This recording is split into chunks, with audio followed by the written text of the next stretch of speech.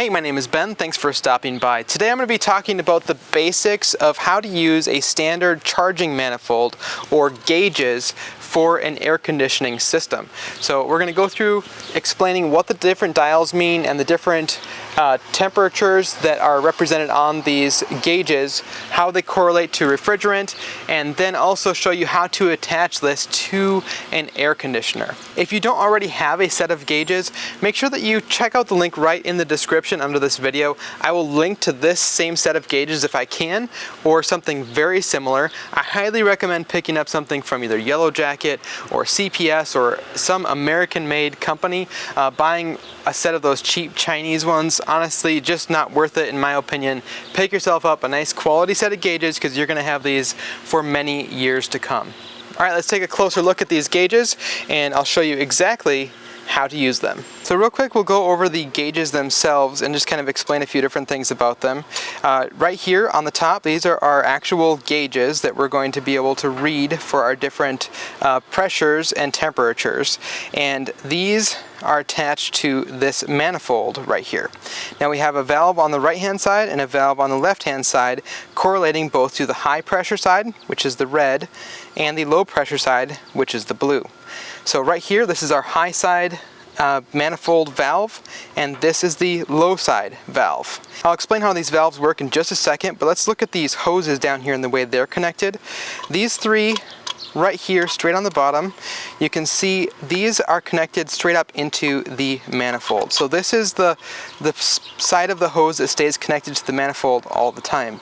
Now this other port here on the back, this is actually just a spot for your hose to hang there. This port doesn't go anywhere. It's just a dead end where you can attach your hose when you're not using it. So in order to keep the hoses from getting moisture in them and whatnot. So the manifold only connects to this port, and this port. Nothing goes out the back. So the way these valves are set up, they're made in such a way that when they are turned off, this is basically a dead end. This is the low side hose, comes up into the manifold, and it will not go into the rest of the manifold when this valve is fully seated closed. However, even with that valve being closed, it will still allow the pressure to be read up here in the actual gauge. So when this valve is turned off, we're still going to be able to read our pressures in the system. The same thing applies to the high side. This hose connects to the manifold, and if this valve is closed, it does not connect into the center portion of the manifold, but rather is just passed straight through to this gauge up here. So the purpose of these valves then is basically to allow access to this center port. So this yellow hose is either going to be connected to a vacuum pump typically, or a refrigerant cylinder, a cylinder that has R22 or R410A or R134A in it. So these outer valves give us access to whatever happens to be connected to that center port.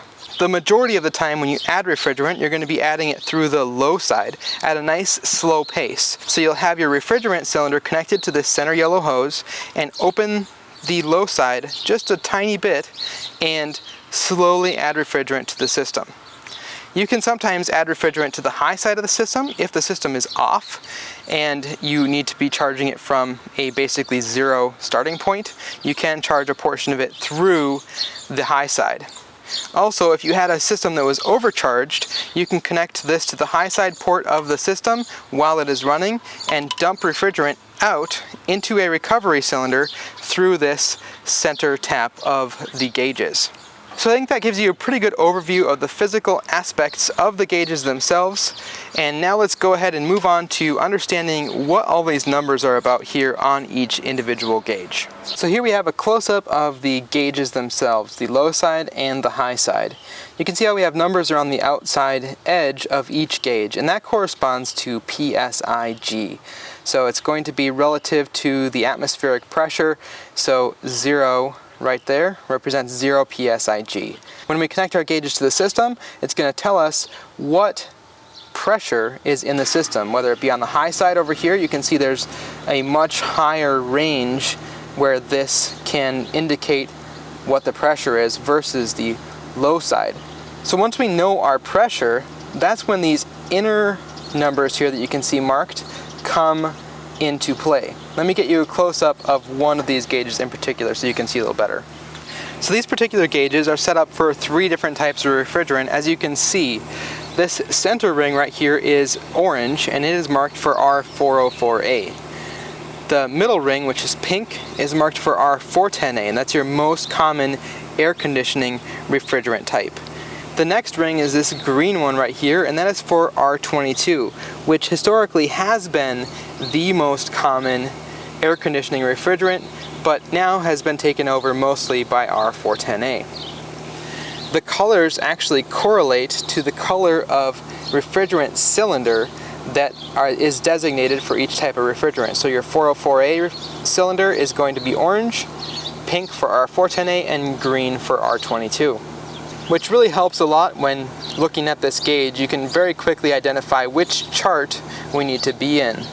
So let's say that we had a pressure on the low side of 100 psi. So if we come straight in from where that 100 is marked, you can see that that would correlate to 59 degrees for the vapor saturation temperature for R22. Coming in one more from there to the pink, which represents R410A, you can see we'd be running pretty close to 31 degrees. And again, in from there, it looks like we'd be at about 44 degrees for R404A. Now technically we wouldn't need any of this information other than the PSI, because you can look up pressure temperature charts for different types of refrigerants. For example, this doesn't have R134A, which would be a light blue color, and that is a very common refrigerant in both automotive applications and small appliances like refrigerators and freezers. So even though we don't have R134A markings, we can look up a pressure temperature chart and correlate 100 psi to whatever the vapor saturation temperature may be for R134A. Over here on the high side, it's exactly the same thing with the exception of the pressures just going up a little bit higher.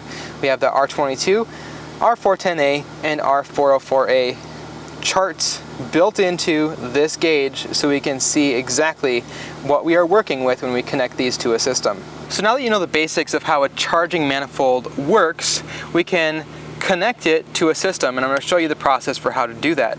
Real quick, I just wanted to ask you guys, if you are interested in this type of content, would you do me a huge favor and hit that subscribe button right under this video and ring the bell to turn on notifications. 90+% of the people who watch my content never subscribe to the channel.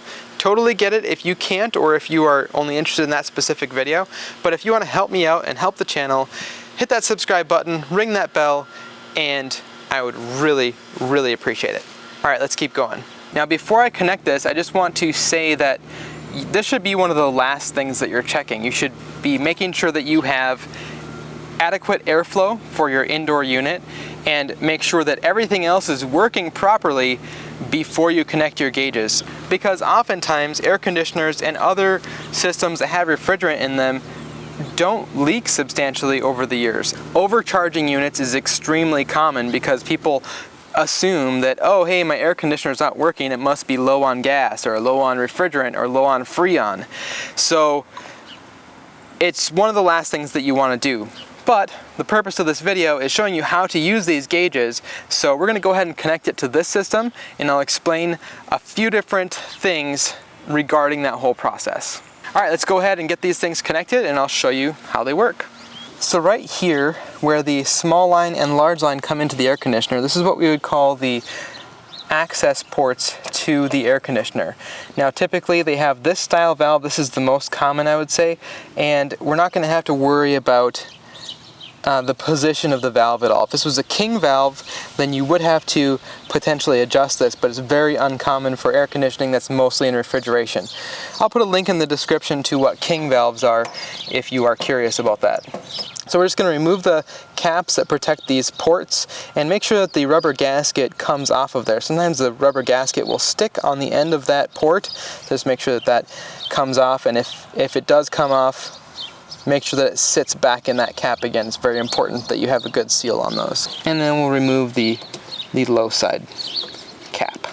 Now typically when we check refrigerant levels, a lot of the time we'll just connect onto the low side. But for today's video, I am going to connect to both sides so that you get a good picture of what a system should run like.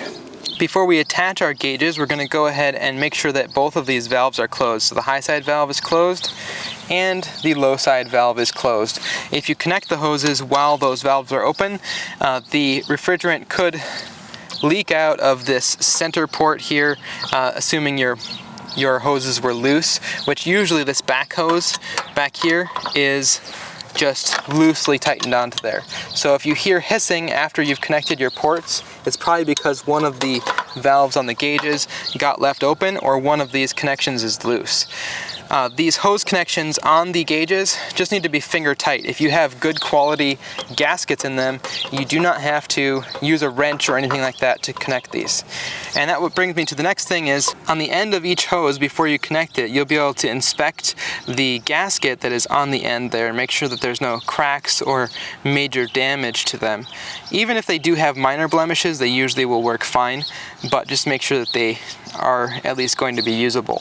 You can also see in the middle of each one of these that there is a core depressor, which is going to press that little pin that sticks out of the Schrader port and allows you to access the pressure inside of the system. Now that both of the valves are closed and we inspected the ends of our hoses, we're ready to go ahead and connect them to the actual ports. Now we're going to connect the low side of the system first, and as you have already noticed, the system is currently off. And we could technically connect them while the system is running, which we do fairly often in the field, but with it being off, it's a little bit nicer because your pressures are just kind of averaged in the whole system. Technically, the low side pressure here, which is what we're hooking up first, would be lower while the system is running, so that's really convenient when an air conditioner is operating and you're just going to check the low side. You can attach this with no risk of there really being liquid present inside of this low side line. Now, wearing gloves for this is a good idea. Honestly, I don't know how many refrigeration techs always wear gloves. I know that they should, but I'm just going to connect it without gloves today and show you a couple tactics to help prevent from getting refrigerant burns on your hands, which is basically freezer burn. Not freezer burn, which is basically like frostbite. So when we first start attaching this, it's not going to do anything, so we can kind of get it started before it's going to start accessing the system. It has to be partially tightened down before it will start to release that little pin, that Schrader core, to allow refrigerant access. I'll go ahead and set my gauges down here so you can see the pressure go up. Alright, so now I'm going to try to keep my fingers on either side of the port and try not to get your whole hand behind it. If your whole hand is behind it like this, if any refrigerant sprays out, it's going to go straight onto your skin. If you keep your fingers off to the side, you're a little bit more safe. I will link to the proper gloves that you should use for this in the description. Alright, here we go.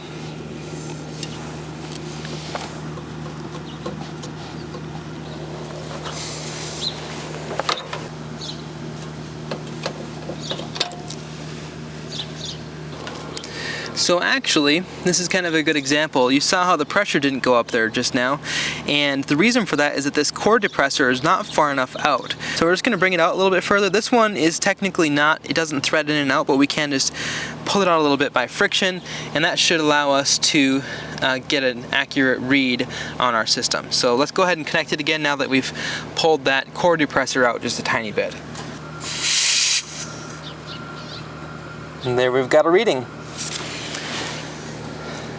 Alright, now we'll go ahead and connect our high side hose. Again, our valve is closed on our manifold, and this one is usually a little bit more exciting when you attach the high side, especially if the unit is running, because you're going to have liquid in this line at a pretty high pressure. So we'll go ahead and connect this now. We'll see if this core depressor is far enough out. If it isn't, we'll just adjust it here in a minute. So we'll go ahead and get it started, and then I'll get my hands off to the side as much as possible. Alright, here we go.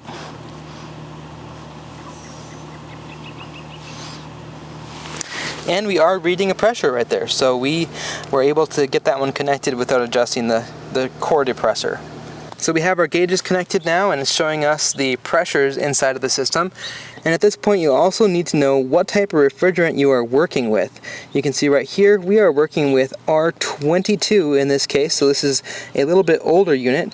Most of the newer ones are going to be R410A. But with R22 then, we're going to be paying attention to this green circle of numbers that's going to tell us our vapor saturation temperature and our liquid saturation temperature. I might make a separate video about this, but I just want to point out that with the system being off, we can actually see that the pressure temperature correlation is the same as the coolest point in the system, which right now is inside of the building. The thermostat says roughly 74 degrees, and you can see that on a R22 chart it's also saying that it's about 74 degrees. So it's like having a thermometer.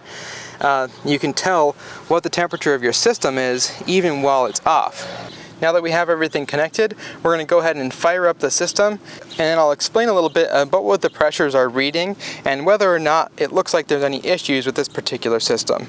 You want to also make sure that the unit is clear of any obstructions, is clean, and that you have a new air filter or a fairly new air filter in your entire system. If you don't have adequate airflow, your pressures are going to get thrown off. The particular system we're working with today is a fixed regulating device, meaning that this does not have a thermal expansion valve.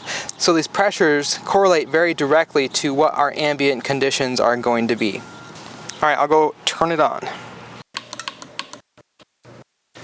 Alright, we have our system up and running, and we can see our active pressures that the system is reading.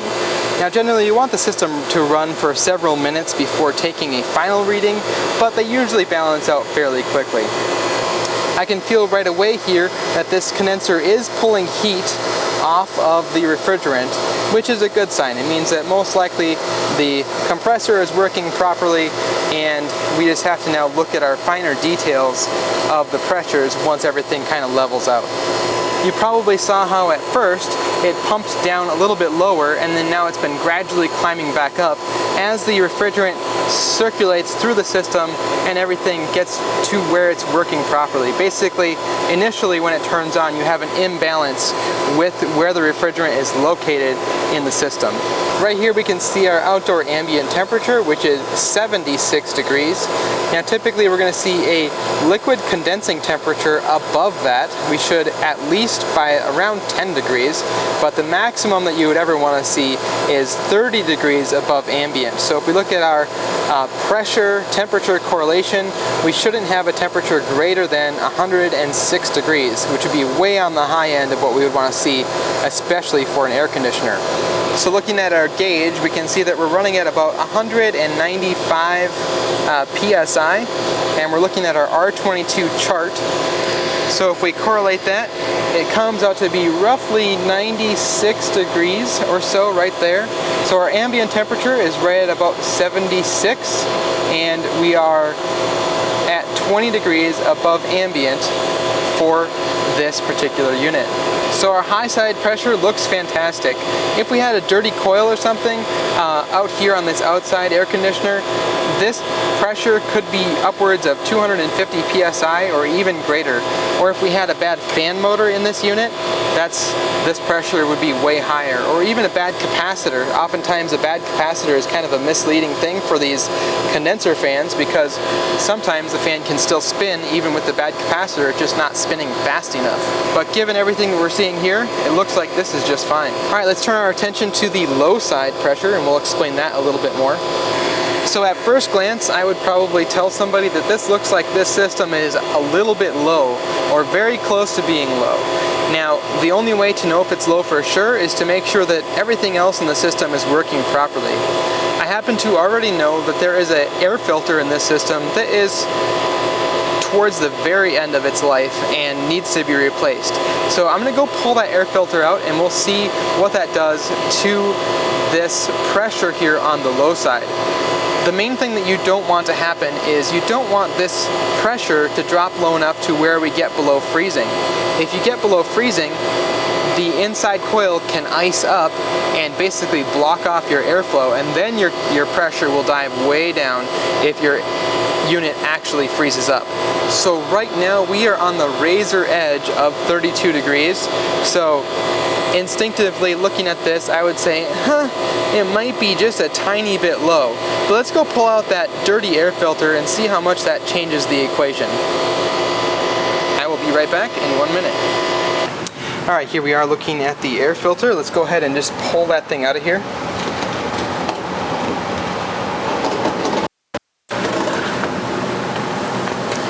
So now the furnace is able to handle the air in an unrestricted way. It could be a furnace or it could be a regular old air handler, but in this case it's a gas furnace, which is pretty typical for our climate. Alright, it looks like by pulling out that air filter, that did make a pretty substantial difference in the operating pressure of this unit. You can see we went from being on the razor edge of 32 degrees for our R22 chart all the way up to maybe 35 or 36 degrees. So having a fresh, clean air filter in the system would help it to run a little bit more efficiently and keep that vapor saturation temperature a little bit higher on the low side of the system.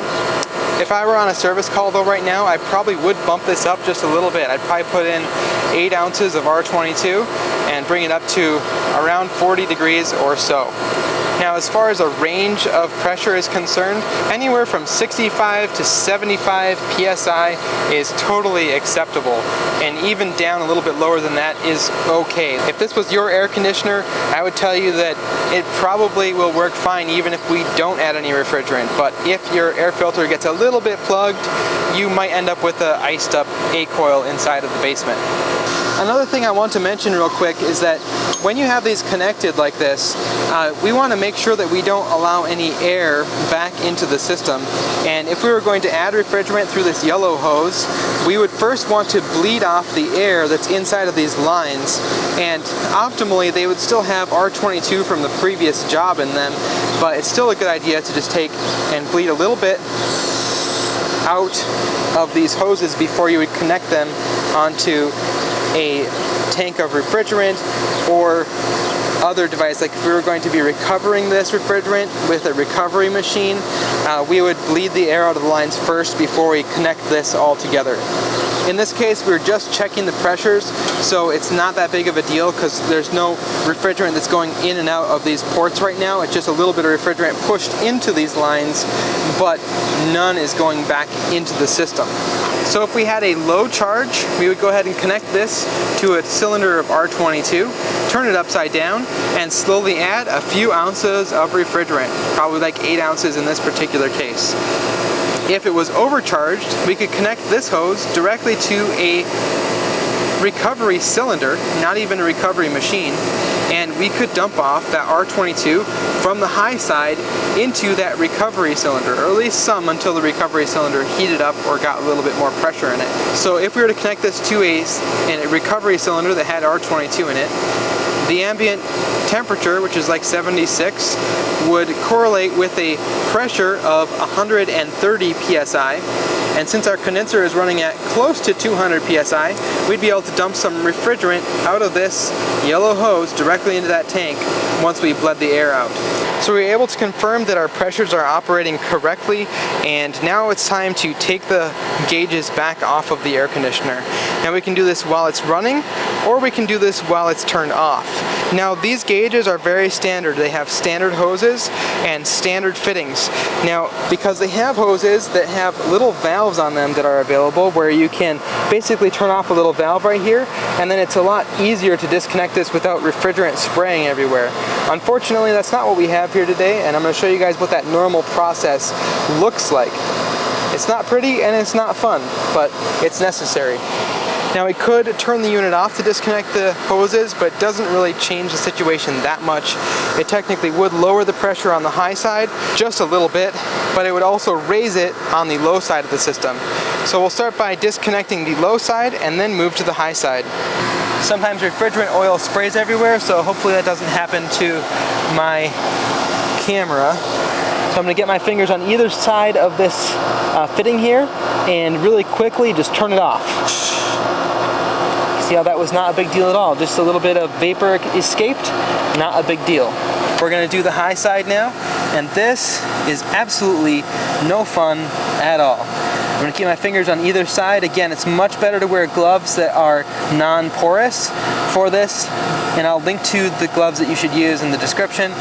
But just being honest here, guys, a lot of times you don't wear gloves for this, and so you just need to be aware of this.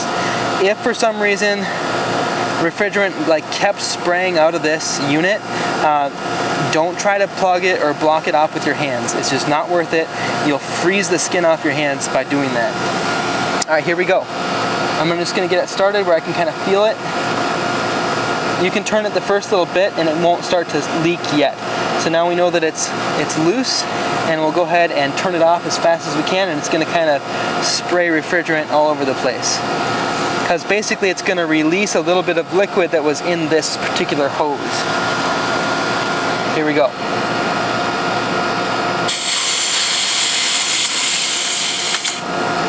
Alright, there it was. You saw how it was spraying both directions, but it did not get on me at all because my fingers were out of the way.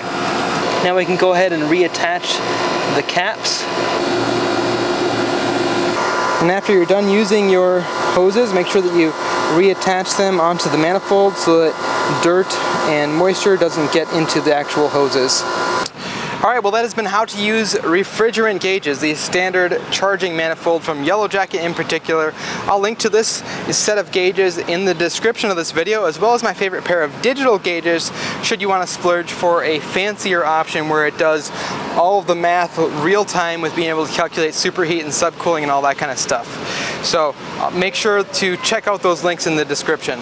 I'll be releasing several more videos in the coming weeks about air conditioning in particular, so if you guys want to learn more about air conditioning, make sure that you hit that subscribe button right under this video and hit the bell to turn on notifications.